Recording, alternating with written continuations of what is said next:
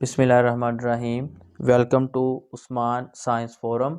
इस वीडियो में हम क्लास 10th के चैप्टर 12 ज्योमेट्रिकल ऑप्टिक्स के लास्ट 5 न्यूमेरिकल प्रॉब्लम्स सॉल्व करेंगे। तो न्यूमेरिकल प्रॉब्लम्स सॉल्व करने से पहले हम देखेंगे कि इनमें जो इम्पोर्टेंट फार्मूले यूज़ हो सकते हैं।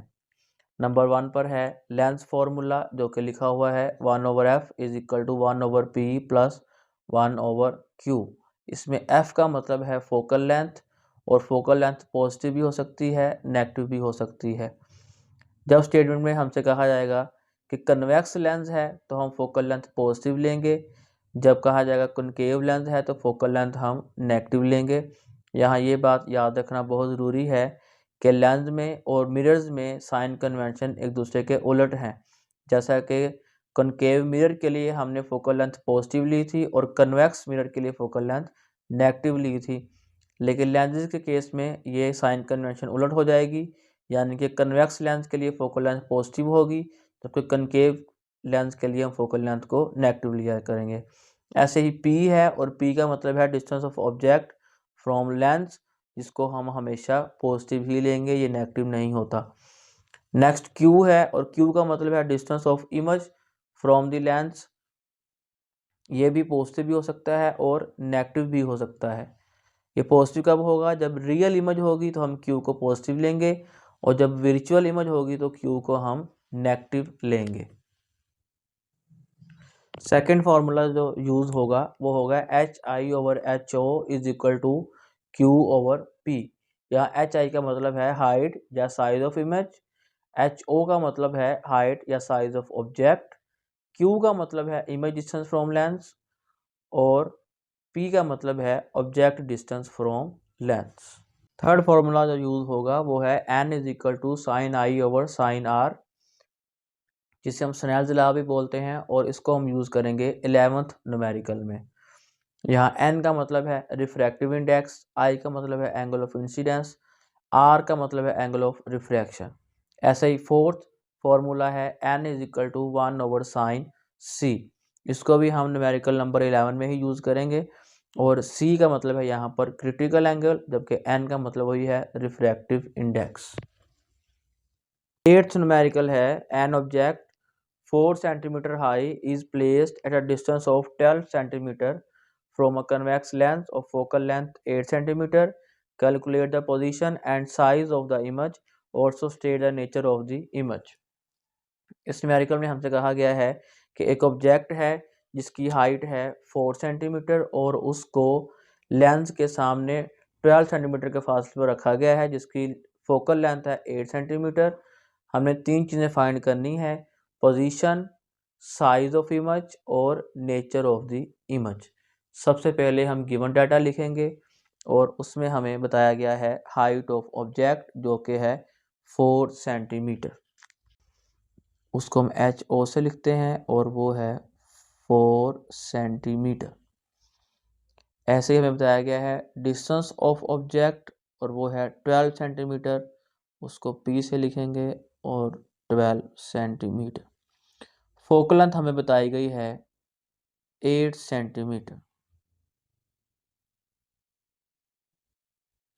क्योंकि ये कन्वेक्स लेंस है, इसलिए हम फोकल लेंथ को पॉजिटिव लेंगे। और इसमें फाइंड क्या करना है? फाइंड हमने करना है position of image, Q find करना है, size of image HI find करना है, और फाइंड करना है नेचर ऑफ द इमेज।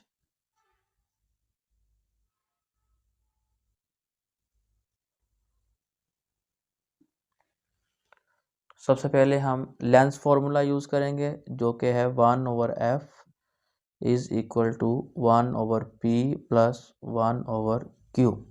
क्योंकि हमने Q फाइंड करना है, तो P को हम लेफ्ट हैंड साइड पे ले आएंगे, और उधर आ जाएगा 1/q। वैल्यूज पुट कर देंगे। F हमें गिवन है, और वो है 8। P भी हमें गिवन है, और वो है 12। 1/q को सोल्व करने के लिए हम इसका एलसीएम करेंगे। 8 को भी लिख लेंगे, और 12 को भी क्रॉस मल्टीप्लाई कर देंगे। 12 × 12 -8 वन द 8, 12 - 8 4 हो जाएंगे, इनको ऐसे लिख लेंगे।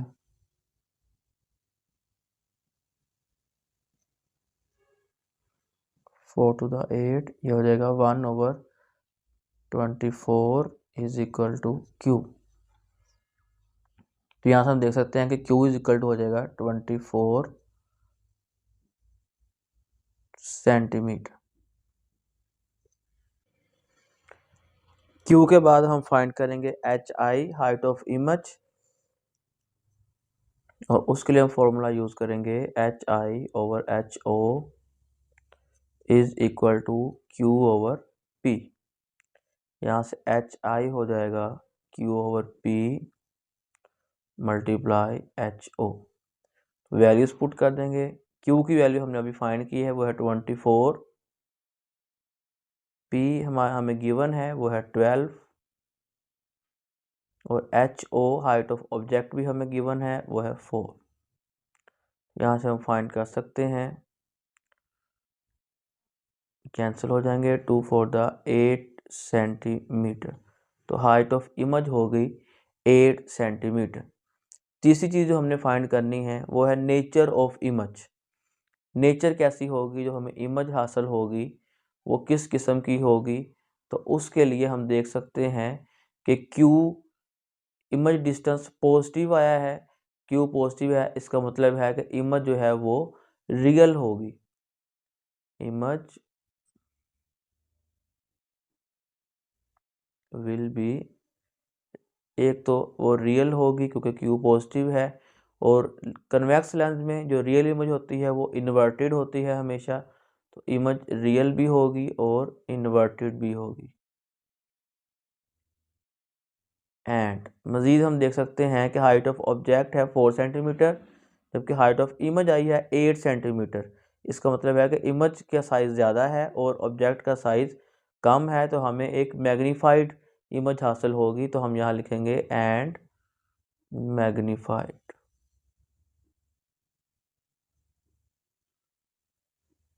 हमें एक रियल, इन्वर्टेड और मैग्नीफाइड इमेज देखने को मिलेगी। 9th न्यूमेरिकल है कि an object 10 cm high is placed at a distance of 20 cm from a concave lens of focal length 15 cm. Calculate the position and size of the image. Also state the nature of the image. हमें given है कि object 10 cm high, height of object हमें given है जिसको हम HO से लिखते हैं, और वो है 10 सेंटीमीटर। डिस्टेंस ऑफ ऑब्जेक्ट हमें गिवन है और वो है 20 सेंटीमीटर, उसे हम P से लिखते हैं 20 सेंटीमीटर। इसके अलावा हमें लेंस की फोकल लेंथ भी गिवन है जो कि है 15 सेंटीमीटर। क्योंकि यहाँ कनकेव लेंस यूज हुआ है, तो जैसा कि मैंने वीडियो के शुरू में बताया था कि कनकेव लेंस के लिए हम फोकल लेंथ हमेशा नेगेटिव लेंगे, तो इसलिए हम यहाँ लिख लेंगे -15 सेंटीमीटर। फाइंड हमने क्या करना है, सबसे पहले हमने फाइंड करना है position of image, Q find करना है।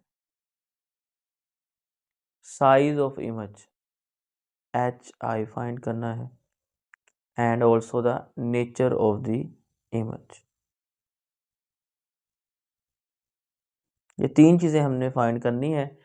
सबसे पहले हम Q फाइंड करेंगे, उसके लिए हम लेंस फॉर्मूला यूज करेंगे और वो है 1/f is equal to 1/p plus 1/q। 1/p को हम लेफ्ट हैंड साइड पे लेके आएंगे, ये माइनस हो जाएगा, is equal to 1/q। Values put कर देंगे। f हमारे पास है -15, p गिवन है 20, इसका हम एलसीएम कर लेंगे, 15 को भी लिख लेंगे और 20 को यहाँ से क्रॉस मल्टीप्लाई करेंगे, 21 द 20, लेकिन यह माइनस है वो भी साथ आएगा, और 15 1 द 15, माइनस माइनस प्लस होते हैं, ये हो जाएगा -35 और ये बन जाएगा 300। क्यू फाइंड करने के लिए हम क्रॉस मल्टीप्लाई करेंगे, ये बन जाएगा -35 क्यू इज इक्वल टू 300 को 1 से मल्टीप्लाई करेंगे 300,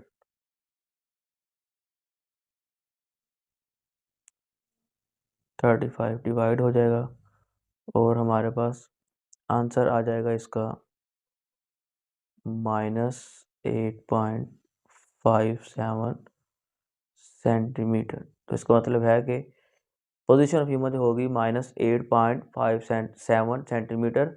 नेगेटिव साइन शो कर रहा है कि एक वर्चुअल इमेज बनेगा।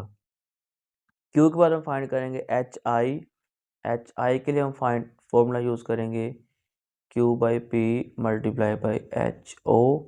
वैल्यूज पुट करेंगे। अब Q हमें गिवन है 8.57, P गिवन है 20 और HO हमें गिवन है 10।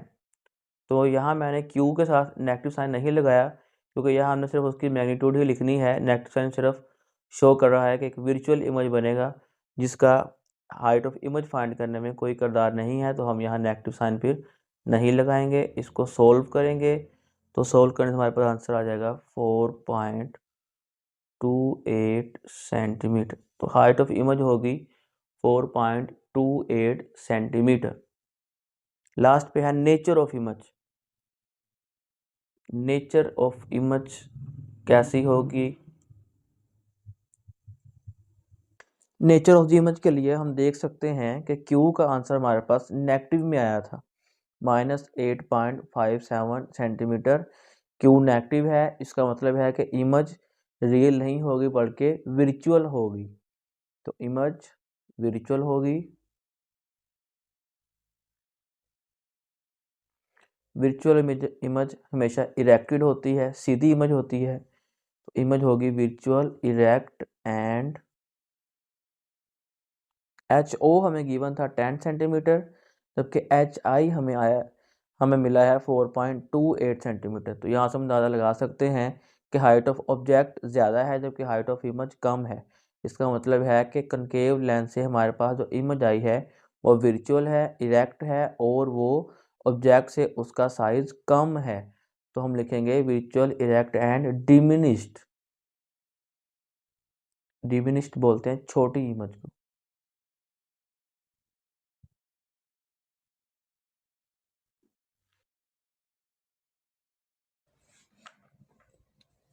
10th numerical है a convex lens of focal length 6 centimeter is to be used to form a virtual image 3 times the size of the object. Where must the lens be placed? इसमें कहा गया है कि हमारे पास एक convex lens है जिसकी फोकल लेंथ 6 सेंटीमीटर है और उससे हम चाहते हैं कि एक वर्चुअल इमेज बने लेकिन वो ऑब्जेक्ट से 3 गुना बड़ी हो। तो हम लेंस को कहाँ पर रखें? तो सबसे पहले हम गिवन डाटा लिखेंगे। फोकल लेंथ हमें गिवन है और वो है जी 6 सेंटीमीटर। क्योंकि ये एक कन्वेक्स लेंस है तो हम फोकल लेंथ को पॉजिटिव लेंगे। इसके अलावा हमें कहा गया है कि to form a virtual image 3 times the size of the object. इसका मतलब यह है कि हाइट ऑफ इमेज जो है वो 3 टाइम्स होनी चाहिए हाइट ऑफ ऑब्जेक्ट के। तो यहाँ से हम लिख सकते हैं HI/HO is equal to 3। HI/HO is equal to होता है Q/P इज इक्वल टू 3 हो जाएगा और Q हो जाएगा यहाँ से 3P। क्योंकि एक वर्चुअल इमेज है तो हम यहाँ पर फिर -3P लिखेंगे। फाइंड हमने करना है P कि लेंस को कहाँ रखें, मतलब लेंस और ऑब्जेक्ट के दरमियान कितना फासला हो कि एक वर्चुअल इमेज बने 3 गुना बड़ी जबकि focal length 6 centimetre.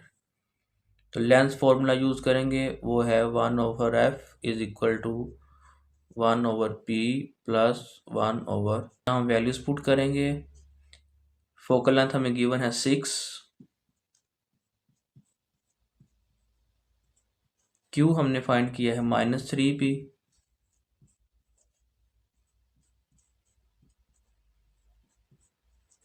Plus minus minus हो जाएंगे इसका एलसीएम करेंगे हम, p को भी लिख लेंगे और 3p को भी क्रॉस मल्टीप्लाई कर देंगे। 3p को 1 से मल्टीप्लाई करेंगे, 3p p 1 p हो जाएगा और पीछे रह जाएगा 1/6 is equal to 2/3p। p find करने के लिए हम क्रॉस मल्टीप्लाई कर देंगे। 3p 1 3p 6 multiply by 2, 3p is equal to 6 to 12। p यहाँ से हो जाएगा 12/3, 4 सेंटीमीटर। तो मतलब लेंस और ऑब्जेक्ट के दरमियान अगर फासला 4 सेंटीमीटर हो तो उससे हमें 3 गुना बड़ी वर्चुअल इमेज मिल सकती है। 11th न्यूमेरिकल है, a ray of light from air is incident on a liquid surface at an angle of incidence 35 degree. Calculate the angle of refraction if the refractive index of liquid is 1.25. Also calculate the critical angle between the liquid air interface. सबसे पहले हम given data लिखेंगे। Given हमें है angle of incidence जो कि है 35 degree, angle of incidence 35 degree. इसके अलावा हमें रिफ्रैक्टिव इंडेक्स गिवन है जिसको हम n से लिखते हैं और वो है 1.25। फाइंड हमने दो चीज़ें करनी है, एंगल ऑफ रिफ्रैक्शन फाइंड करना है और क्रिटिकल एंगल फाइंड करना है। Angle of refraction and critical angle हम फाइंड करेंगे। सबसे पहले हम एंगल ऑफ रिफ्रैक्शन फाइंड कर रहे हैं और उसके लिए हम यूज़ करेंगे स्नेल्स लॉ, जो कि हमने लॉज ऑफ रिफ्रैक्शन में पढ़ा था कि n इज इक्वल टू होता है sine i divided by sine r। n हमें गिवन है 1.25, i भी हमें गिवन है 35,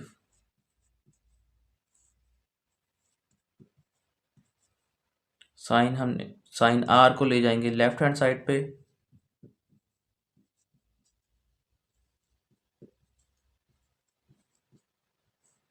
वन पॉइंट 1.25 इधर आके डिवाइड हो जाएगा। इनको डिवाइड करने से हमारे पास आंसर आ जाएगा